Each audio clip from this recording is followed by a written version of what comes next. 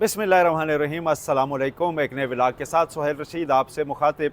आज 6 फरवरी का दिन है। सुप्रीम कोर्ट ऑफ पाकिस्तान में कुछ एक दो अहम केसेस थे, उनकी समाअत का हवाल भी आपके सामने रखेंगे। लेकिन उससे पहले आज कुछ बड़ी दिलचस्प, बड़ी अहम खबरें जो है वो अखबारात की जीनत हैं, उन पर बात भी ज़रूरी है, क्योंकि पाकिस्तान की सियासत से बड़ा गहरा ताल्लुक़, और जो आजकल डेवलपमेंट्स हो रही हैं उनसे बड़ा गहरा ताल्लुक़ था बहुत सी चीज़ों का। लेकिन एकदम कैसे गेम बदली। आज तरतीब से पहले ज़रा जंग का सफ़ा अव्वल मुलाहिज़ा कीजिए, जिसमें बैनर हेडलाइन से भी फुल लेंथ हेडलाइन ये है, डोनाल्ड ट्रंप का वो बयान जो यकीनन तशवीशनाक है कि गज़ा पर कब्ज़ा करेंगे। उस पर दुनिया परेशान है, अरब ममालिक अपना रद्द-ए-अमल ज़ाहिर कर रहे हैं, और यूरोपीय ममालिक भी, रशिया, सारों ने रिएक्ट किया है स्ट्रॉन्ग। लेकिन उसके नीचे जो खबर लगी हुई है वो है जी बिलावल भुट्टो ज़रदारी की ट्रंप के नाश्ते में शिरकत। इस नाश्ते में शिरकत के लिए पाकिस्तान से आपके इल्म में है कि काफ़ी अरसे से बड़ी बातें हो रही थी कि किस ने जाना है, किसने नहीं जाना। पहले ओवर टेकिंग का मामला था, फिर ये नाश्ता जो है वो एक दुआया तकरीब की मानिंद होता है।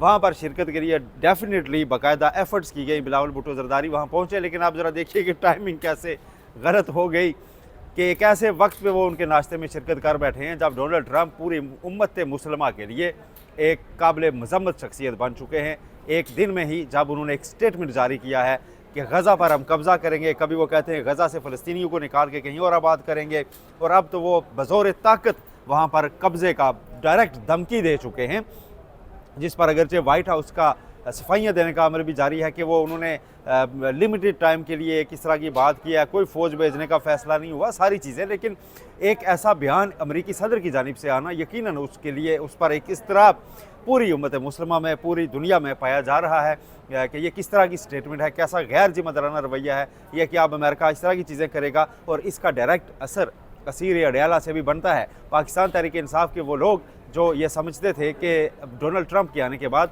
उनके मामलात बेहतर होंगे, अब उनको दुआएं करनी चाहिए कि डोनाल्ड ट्रंप आज या कल इमरान खान के हक़ में कोई बयान ना दे दें, क्योंकि इसका बहुत गलत, बहुत बुरा इम्पैक्ट पड़ेगा कि एक तरफ तो वो गज़ा पर कब्ज़ा करने की बात कर रहे हैं, दूसरी तरफ इमरान खान के हक़ में जा रहे हैं। इस तरह पाकिस्तान में जो पूरी सियासत का एक महवर था वो सारे बैक वापस अपनी अपनी पोजीशंस पर जाने के लिए चाहेंगे कि बजाय इसके कि उनसे कोई ऐसी चीज़ जुड़ जाए। लेकिन बिलावल भुट्टो ज़रदारी से तो खैर ये चीज़ जुड़ चुकी है कि उन्होंने एक ऐसे वक्त पे नाश्ते में शिरकत की। अब उनकी जानिब से कोई स्टेटमेंट कि वो वहाँ पर बैठ कर अमेरिका को कंडेम करते हैं, अमेरिकन प्रेसिडेंट को या नहीं, उनके वालिद चाइना में मौजूद हैं, और उसी अखबार के उससे ऊपर वाले हेडलाइन में यह है कि उनके वालिद फरमा रहे हैं चाइना में कि पहले हम बीजिंग के, यानी पहले चाइना के इत्तेहादी हैं, उसके बाद किसी और के इत्तेहादी हैं। यानी वाज़े तौर पर सदर पाकिस्तान अमेरिका के अगेंस्ट चाइना की साइड लेने वाला एक स्टेटमेंट, बड़ा कैलकुलेटेड स्टेटमेंट वो दे रहे हैं, और पूरा यकीन दिला रहे हैं कि पहले हमारी सारी जो दोस्ती है वो सारे मामलात चाइना के साथ ही हैं। खैर ये फ़ॉरेन पॉलिसी का मामला पाकिस्तान के तनाजुर में हमेशा उलझा ही रहा है, और इस पर हर गुज़रते दिन सिचुएशंस बदल जाती हैं। अब देखना यह है कि ये स्टेटमेंट, अगर इमरान खान इन दोनों अखबारात पढ़ रहे हैं और वो डेली मीडिया से इंटरेक्ट भी करते हैं, तो वो डोनाल्ड ट्रंप के बयान पर कैसे रिएक्ट करते हैं, बाकी जमातें कैसी करती हैं। सिर्फ बिलावल भुट्टो पे तो ख़त्म नहीं है कि वो वहाँ पर मौजूद थे तो उन्होंने कंडेम करना है, सारों के ऊपर अब एक चीज़ आई हुई है, और फिर पाकिस्तान का एज स्टेट इसके ऊपर क्या स्टैंड सामने आता है, एक पॉलिसी स्टेटमेंट क्या सामने आती है, वो भी चीज़ें देखने वाली हैं। पाकिस्तान का मौक़िफ़ बहरहाल तो कभी ढका छुपा फ़लस्तीन के मामले पर रहा नहीं है। अच्छा, ये अखबार की ख़बरों में ही एक फिर और इसी फ्रंट पेज पर नीचे आए तो एक ख़बर और है, वो भी बहुत दिलचस्प है। वो ख़बर है जी कि इमरान खान को ये ख़बर में बताया गया कि उनकी बेचैनी बढ़ने लगी है, वो बहुत जनाब डिप्रेस हैं, क्योंकि उनका ब्लड प्रेशर 130/80 आया है, और ये ज़ाहिर करता है कि वो कितने परेशान हैं। ये ख़बर में पूरा तज़किया किया गया कि 1.5 साल चूँकि हो गया है तो इमरान खान को अब ब्लड प्रेशर 130 है जी। मैंने ये ख़बर पढ़ने के बाद, वैसे चूँकि हम सारे घरों में देखते ही हैं, हमारे बुज़ुर्ग वालिदैन, उनके ब्लड प्रेशर वगैरह के इश्यूज़ रहते हैं, 50+ जब हो जाते हैं, 60+ हो जाते हैं तो 140-50/90 ये इस तरह की चीज़ें अमूमन रहती हैं। तो मैंने पूछा जी 72 साल की उम्र में क्या ये गैर मामूली है? तो डॉक्टर्स कहते हैं जी ये हम तो पेशेंट्स को कहते हैं कि ये एक एवरेज चीज़ है और इस पर परेशान भी नहीं होना चाहिए इस एज में। इतना ब्लड प्रेशर ये तो आइडियल के उसमें आता है, लेकिन खैर जंग अखबार ने फ्रंट पेज पर इसको ज़रूर ये बनाकर दिखाया है कि इससे ज़ाहिर होता है कि वो कितने बेचैन हैं। और फिर कहा गया जी कि उनके कानों में कोई सनसनाहट भी आ रही है और साथ ये भी लिखा है कि बहरहाल उन्होंने खुशखुराकी कम नहीं की, अब भी अनार का जूस पीते हैं और पता नहीं क्या, ये सारी चीज़ें। तो अगर आप में से, मेरे सुनने वालों में से कोई हो जो डॉक्टर हो, जो मेडिकल की फील्ड से हो, तो वो इस पर अपनी राय दे सकता है। मैंने सिर्फ अखबार सामने था तो उसमें यह खबर भी मौजूद थी, तो वो भी आपके सामने रख दी, क्योंकि आज का ये फ्रंट पेज इग्नोर करने वाला नहीं है और इसके जो है ना, इसके रद्द-ए-अमल में पाकिस्तानी सियासत का अब अगले कुछ दिनों में सारा महवर जो है वो रहने वाला है, इसलिए ये सामने रखना ज़रूरी था। अब बढ़ते हैं आगे जी। सुप्रीम कोर्ट ऑफ पाकिस्तान में आज पहले केस की बात हो जाए, उसके बाद आज जो इजलास होना है उसकी। सुप्रीम कोर्ट ऑफ पाकिस्तान में आज अहम केस लगा हुआ था, जो हमजा शहबाज और चौधरी परवेज़ इलाही के दरमियान एक जंग चली थी वजारत आला की पंजाब को लेकर, जब 63 का फैसला भी आ गया था और वोट काउंट नहीं किए गए थे काफ लीग के। कहा गया था जी कि नहीं, पार्टी डायरेक्शन फ़लाँ तरफ से आई थी और इधर से नहीं आई थी और उस पर नहीं गिने गए थे।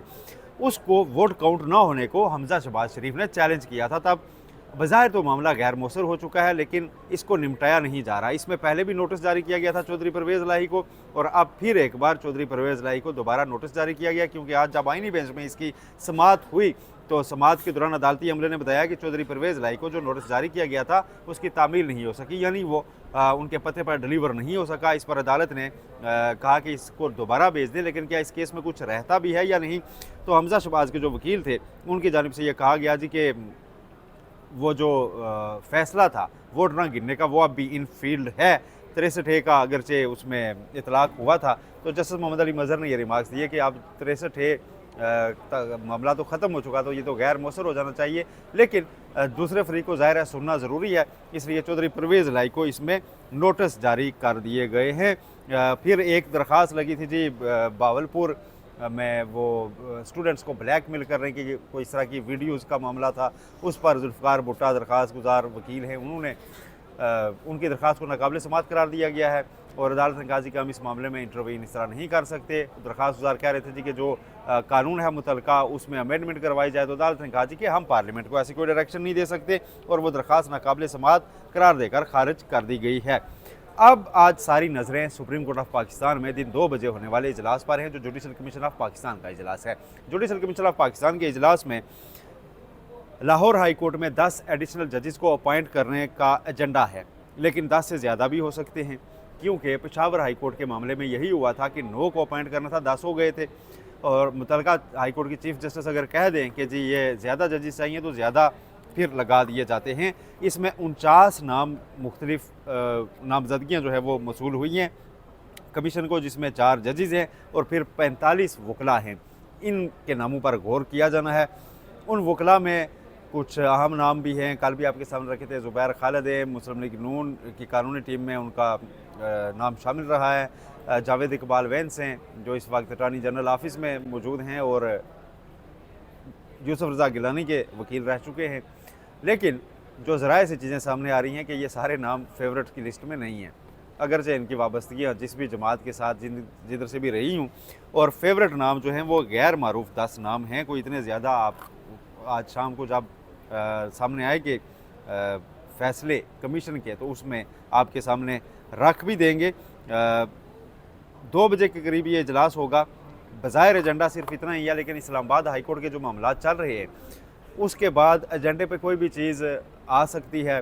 सीनियरिटी का मामला बहुत ज़्यादा ट्रिगर कर चुका हुआ है। सीनियरिटी के मामले के लेकर इस्लामाबाद हाई कोर्ट के जजेस ने एक वाज़ेह पोजीशन ली हुई है। अब उन्होंने रिप्रेजेंटेशन फ़ाइल की हुई है और चीफ जस्टिस आमिर फ़ारूक ने अगर एलिवेट होकर सुप्रीम कोर्ट आना है तो उनके पास आज से लेकर गिन के 4 दिन है। इस दौरान उन्होंने इसको डिसाइड भी करना है और डिसाइड करने के बाद अगर उन्हें रिजेक्ट करनी है तो फिर ये ओपन कोर्ट में चैलेंज भी हो सकेगी।